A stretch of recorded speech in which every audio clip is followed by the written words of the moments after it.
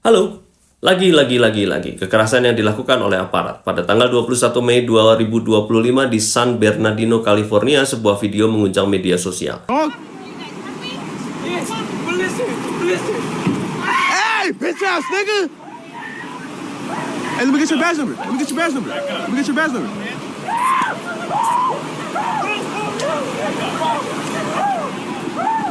Seorang gadis berusia 17 tahun bernama Erin, sebagian tangannya sudah diborgol, dibanting ke tanah oleh seorang petugas polisi. This child was handcuffed and body slammed face first on hot cement. Wajahnya menghantam aspal. Dan seperti biasanya video ini langsung memicu gelombang kemarahan dan pertanyaan. So, jangan skip video ini, tonton sampai akhir. Yuk.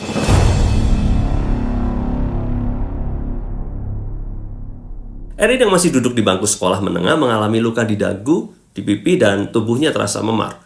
Dalam konferensi pers yang mengharukan, Erin berkata, "Saya sangat kesakitan, saya bukan orang yang sama lagi sekarang." I'm hurt everywhere. My head, my whole body. I'm not the same person I was. So sorry.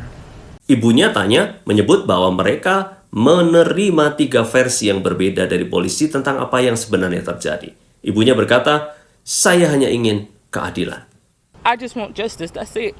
She didn't deserve nothing that she had happened to her. Ayahnya juga yang pernah mengabdi di ketentaraan menyatakan hal yang sama, keprihatinan yang sama, dan pertanyaan yang sama, apa yang sesungguhnya terjadi. 15 years in the military and I got to come to see this, a male officer with a 17-year-old child with 2 female officers present to handle my child like she was a piece of meat and slam her to the ground. Polisi menyatakan bahwa tindakan kekerasan itu yang dilakukan kepada Erin karena Erin mencoba berjalan menjauh sebelum kedua tangannya diborgol. Mereka menegaskan bahwa tindakan itu bukan karena usia, jenis kelamin, atau ras. And in a statement, San Bernardino police say, quote, "Every use of force by our officers is subject to a thorough review."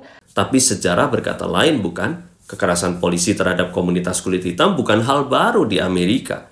Dari era perbudakan di mana slave patrols menjadi cikal bakal kepolisian modern saat ini, hingga era Jim Crow, hingga pemukulan Rodney King tahun 91 yang terekam kamera untuk pertama kalinya, dan tentu saja nama-nama seperti Tamir Rice, Breonna Taylor, dan George Floyd akhir-akhir ini semuanya meninggal di tangan polisi, semuanya kulit hitam, dan semuanya menyisakan luka kolektif.